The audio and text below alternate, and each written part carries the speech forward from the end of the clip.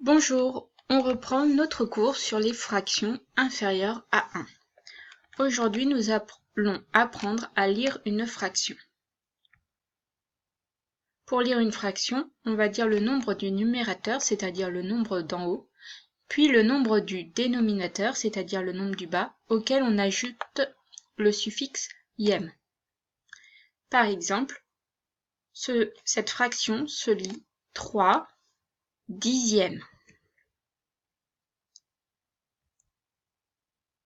Ici, nous lisons 5 huitièmes.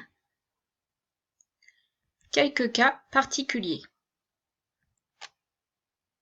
Cette fraction se lit 1 demi. Donc quand c'est sur 2, on dit demi. Cette fraction se lit 2 tiers. Et cette fraction se lit 1 quart. Donc quand c'est sur 2, c'est demi. Quand c'est sur 3, c'est tiers. Et quand c'est sur 4, c'est quart. Quelque chose que j'ai oublié de vous apprendre hier. Représenter une fraction dans une situation de partage. Pour représenter la fraction a sur b d'une unité, par exemple d'une figure, il faut d'abord partager l'unité en b par égale, puis colorier à part. Donc b par égale et en colorier à part. Par exemple, colorier la fraction demandée.